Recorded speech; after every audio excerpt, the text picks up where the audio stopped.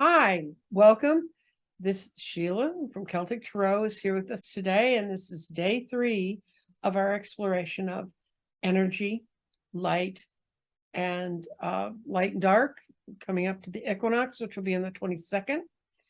I'm going to start with lighting the candles, which is how we always do this. So we're going to look at the candles and okay. And Sheila is day 3, and we're going to light the candles, and then we're going to say our little prayer.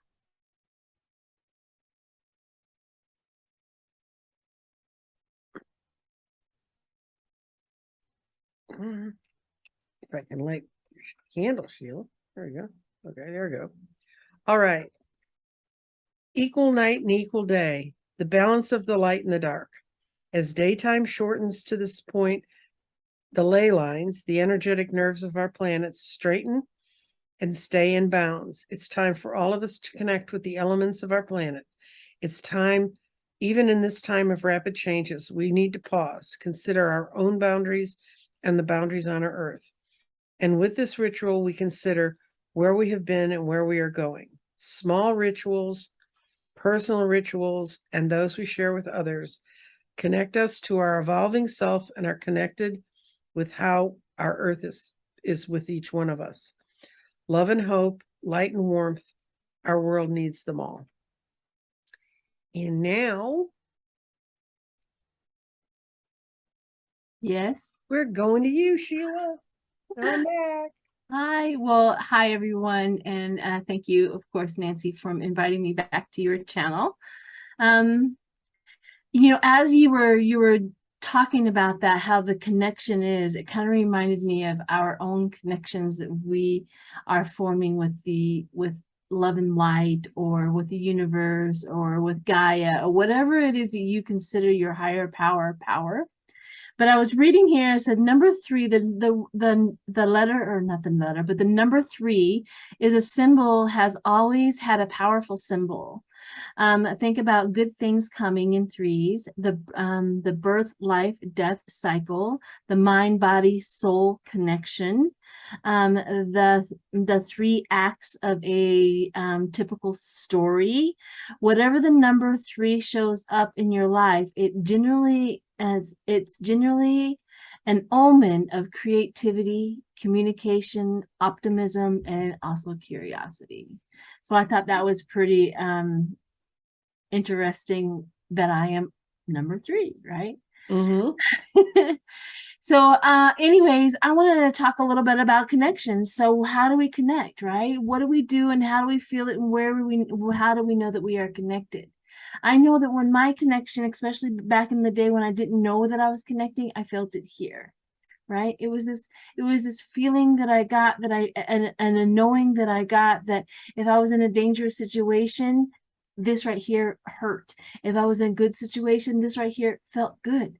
And I think that my connection with that is probably a chakra. A lot of the chakra girls will know what that is, and things like that, where I'm connecting.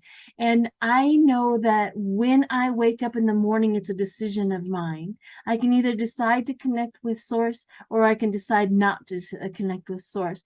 And I decide to connect with source every morning. I decide to do that.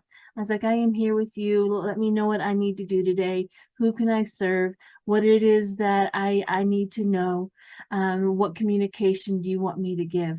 And these are the things that I literally have a base of when I wake up in the morning, to make sure that I am connected to source. I've always been connected to source. You see, it's just that I would ignore the information coming from source. I think that everybody's birthright is protection and connection. That's my birthright. I don't have to ask for it, plead for it, beg for it, anything. That is my birthright, and it's coming into onto this earth and ascending as a human being. And I think that is an important thing to know, that with that birthright, I am able to stay in that element, stay where I need to be. I think that in my life, if I start like either lying, cheating, drinking, smoking pot, whatever it is out there, I lose my ability to hear source. And I think that is an important thing to know as well. It's like, what is the exterior part of your life look like at this point? As to the reason why you're not hearing source, because source is always talking to you. There is no other way of looking at that. Always.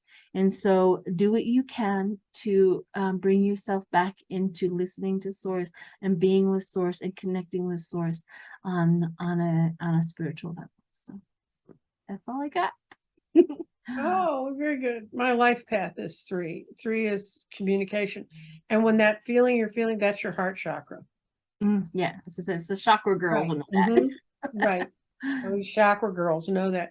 And that is, you've been very tuned in for a long time then, because if you study the force fields around our bodies, the force field around our heart is multiple times bigger than the one around our head. And that's where we think all the electronic action is, the electrical, the feeling action. It's not. And there's actually there's a node that's, if you've ever watched an embryo develop, the brain and the heart develop at the same time, and then they split apart, but they never disconnect. And obviously, but I mean, there's a little node on everyone's heart they call it the second brain. And it actually feels things before we cognitively, we feel them in our head. And that's one of the things that when they first started doing heart surgery, they didn't realize how badly they were disrupting that. And they found a lot of people after they had heart surgery had real personality changes because they'd lost their first voice. They lost their first way of feeling. And so they now teach people, this is what's going to, we're going to save your life, but we're going to disconnect a part of your heart that ideally would be able to stay connected. And to some extent, that's what we're talking about in the ley lines, which I've been going into a little bit in each show. They're the Earth's nervous system. And there's different kinds of ley lines, and there's different widths, and they're in different places doing different things. But basically, it's an energetic system that surrounds the Earth. You can't go where a ley line is and find a little string on the ground and say, oh, that's a ley line. It's a thing you can find by dowsing. You can use pendulums to find it. You connect your body to the energy of the Earth, and you find them. And the way they originally found them was a lot of high holy places all over the world, including the singing lines. They called them singing lines in Australia that the Aborigines would go along. And they would go out to what used to be called Ayers Rock. It's Aruhu now, I think, but the big red stone that's in the middle of Australia, it's an energy point. Mount Shasta's an energy point. It's a place where a lot of the lines come, and as they get closer and closer, it's kind of like getting into a super highway into a city, and where they cross is where there's a lot of energy. And where they find these places in the world, whether it's Western culture, Eastern culture, whatever, they always find there's been sacred things going on in that place for generations. And Native Americans have a strong history with ley lines. So what you're talking about is when you feel it here, we have to help the Earth where our activities or our actions, or just right now we're under a lot of photonic bombardment, and that's upsetting them. So we're going to meet later in this show about a young man in South Africa who fixes ley lines, which is kind of, I mean, it's not his job title, but it's what he does on his energetic way. And what happens on the 22nd is all the lines go straight. And when they first started studying the lines, they started saying, well, they shift back and forth. And then all of a sudden they realized there were certain days that they would get straight, and that the equinoxes and the solstice. So in other words, the earth knows for itself. Gaia knows for herself. 4 times a year, she has to get her act together. Right? Get her energy straight. And if the world has to do it, we should be doing it too. And the world doesn't just fix it here or fix it in Mount Shasta. It gets the whole world together. And the ley lines are also talked about in the Druidic legends. The Druids believed that there were 12 bands that went around the earth, north, south, east, west, diagonally. And they're finding now, as they're combining all the information they're gathering about the ley lines, that those lines are what they said, but they need to be, the world needs to be kind of bundled up because of other changes that are coming that are foretold. And as we all know, we've been through some weird energetic times, and we get through them much more strongly when we're connected to other people's energies. But we can't get so connected to, I'm going to talk to my intergalactic friends, that we forget about the ones we have here. And that's why I was asked by some elementals, which are like the fairy sprites, gnomes, elves. Elementals can be great things. They can also be kind of Yeah, they can put a hurting on us if yeah, they you can put, get to they're this just like us. They can go from element. one direction or the other. But Yep.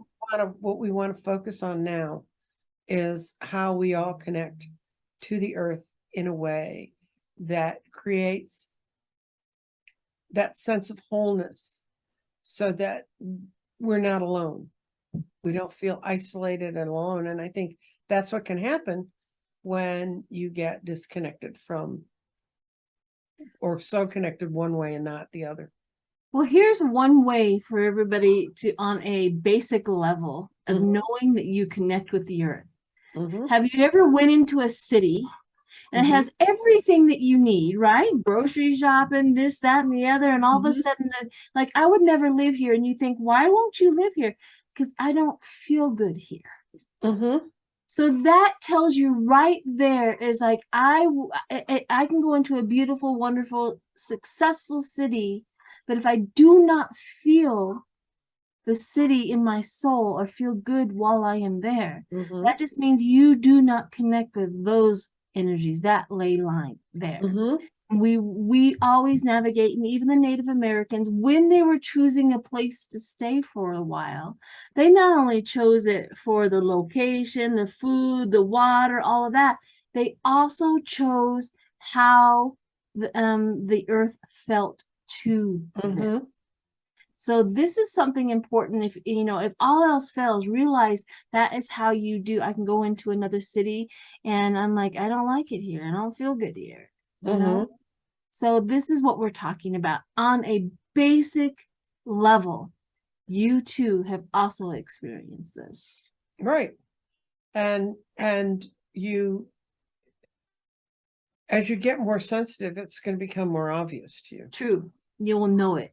You'll know it. And it's even though someone said, well, give me a rational reason for that. Well, I don't have any rational reasons for talking to the elementals. They just came and talked to me.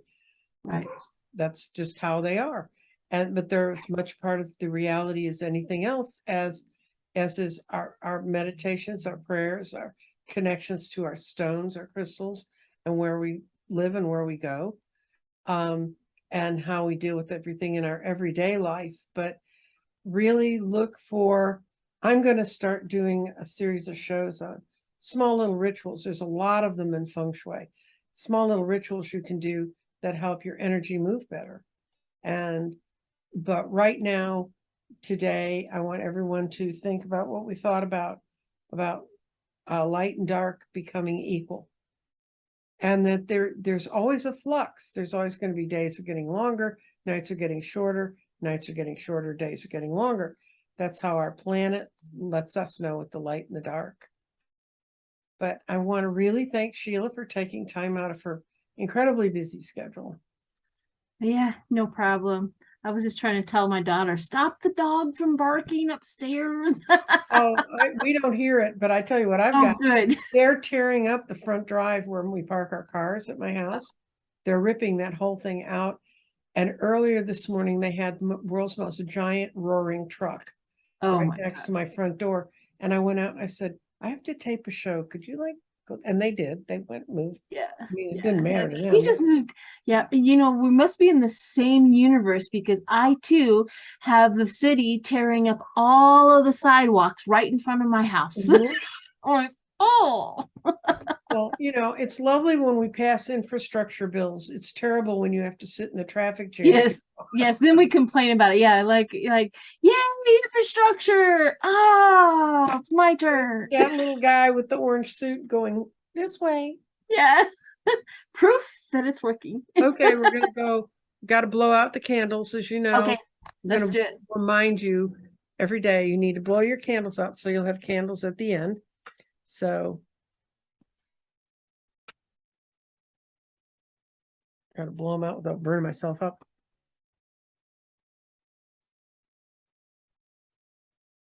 And once again, thank you, Sheila, so much for joining us. And come back tomorrow and see who shows up for day 4. There you go. Bye-bye.